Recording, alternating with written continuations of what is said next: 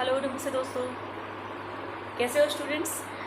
चलिए हम शुरू करते हैं आज की क्लास। और आज की क्लास में हमें पढ़ना है फीचर्स ऑफ डेमोक्रेसी। जैसा कि हम जानते हैं कि हम what is democracy and why democracy chapter जो है पॉलिटिकल साइंस क्लास 9th का, उसको हम डिस्कस कर रहे हैं। हमने what happens in a democratic government and what happens in a non democratic government, इस टॉपिक को अच्छे से समझ लिया है, पढ़ लिया है। अब हम जो पढ़ने जा रहे हैं वो है कि what are the features of democracy.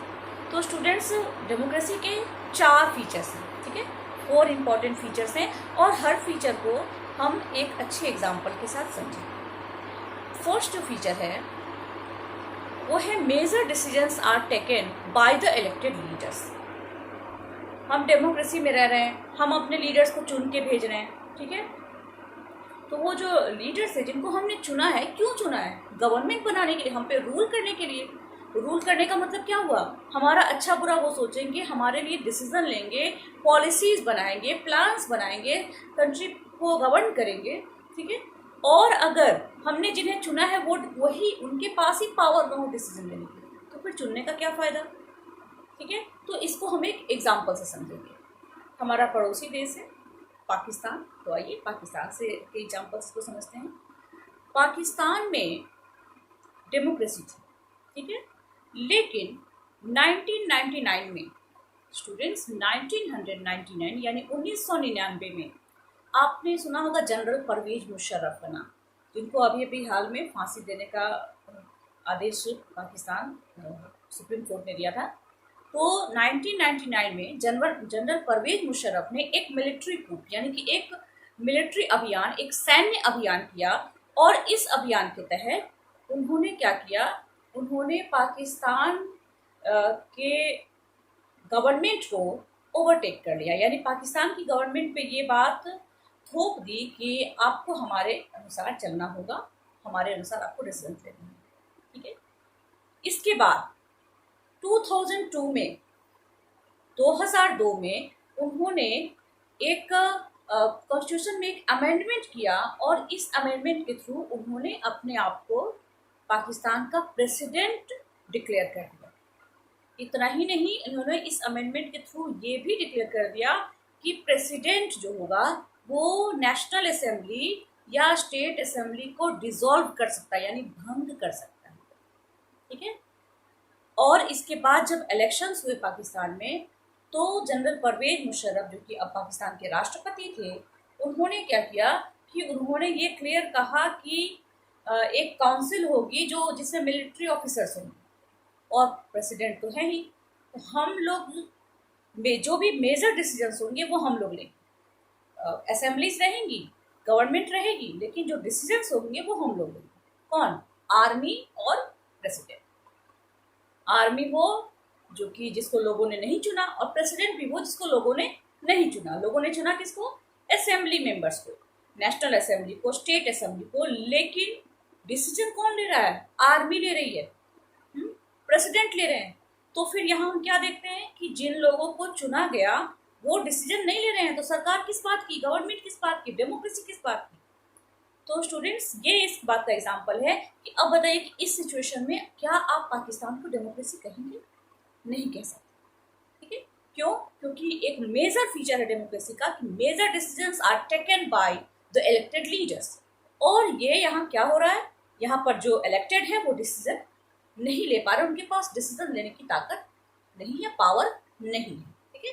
तो स्टूडेंट्स, ये फर्स्ट फीचर था कि major decisions are taken by the elected leaders.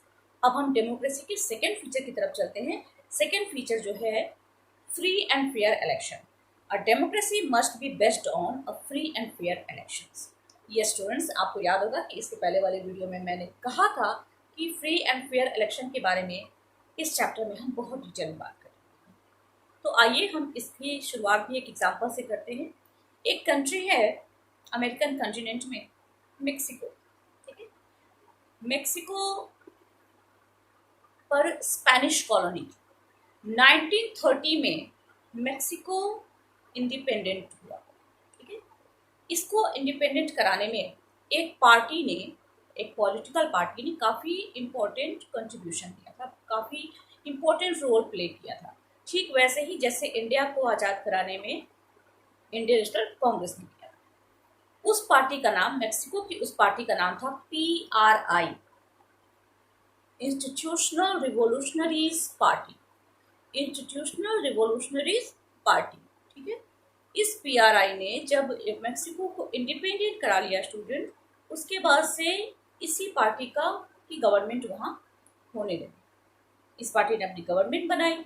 Her 5 years पे इलेक्शंस होते थे, और हर 5 इयर्स पे जब इलेक्शन होते थे तो यही PRI फिर से जीत जाती थी।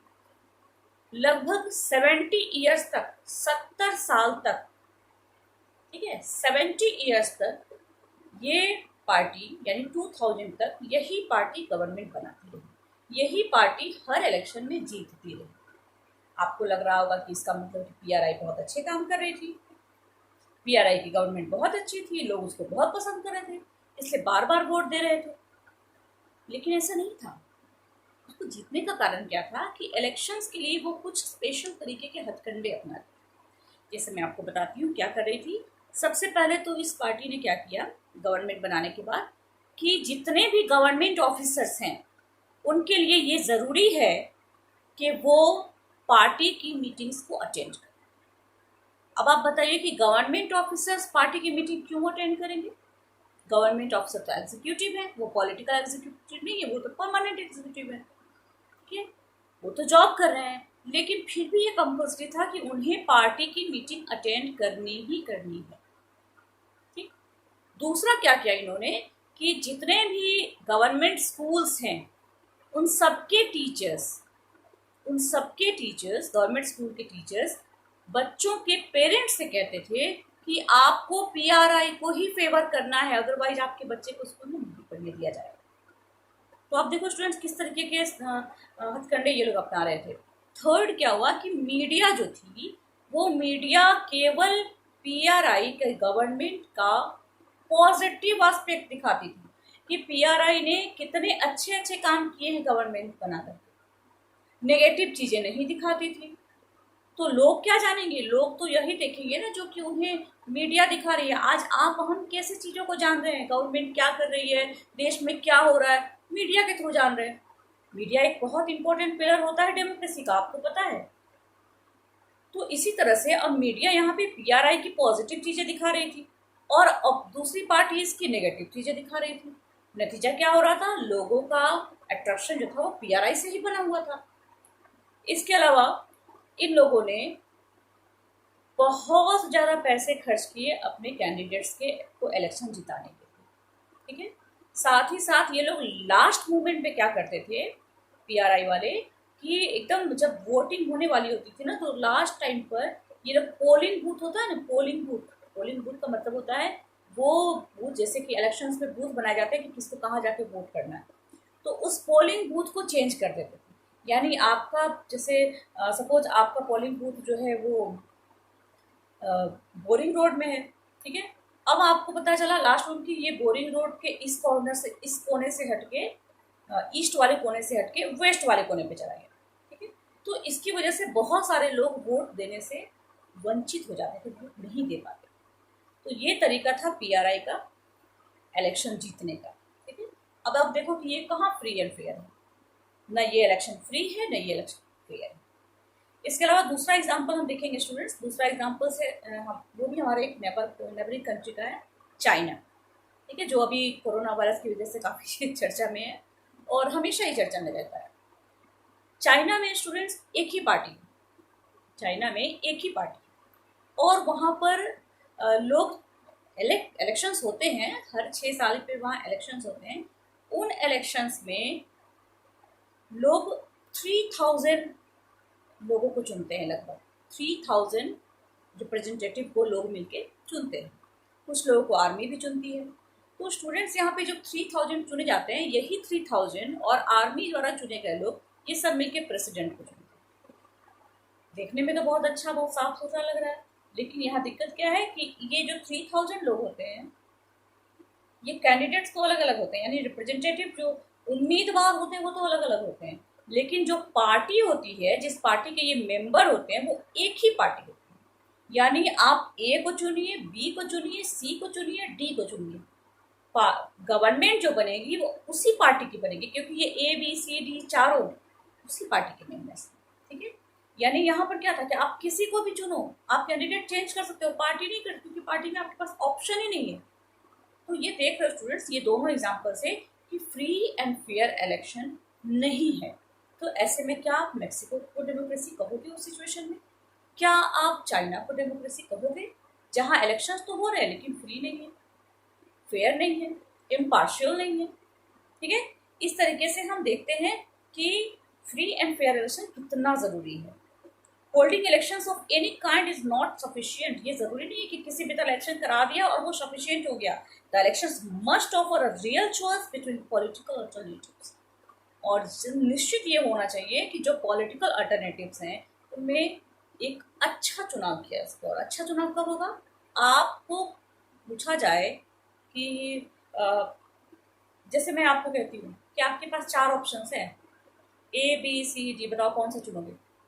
आप पूछोगे ऑप्शन में क्या है बताओ, A में क्या है, B में क्या है, C में क्या है, D में क्या है, आप रियलिटी पूछोगे। यानी बिना जाने आप चुन नहीं सकते। तो बिना जाने आप एक छोटा सा ऑप्शन नहीं चुन सकते, तो फिर बिना रियलिटी जाने, बिना सच्चाई जाने और बिना सही तरीके से अवेयर हुए आप कंट्री के लिए गवर्नमेंट कैसे चुन सकते हो? इसलिए फ्री एंड फेयर इलेक्शन होना बहुत जरूरी है, ठीक है। नेक्स्ट फीचर है स्टूडेंट्स, चलिए नेक्स्ट फीचर मैं अगले वीडियो में बताती हूँ, ठीक है। तो वेट कीजिए, बाय।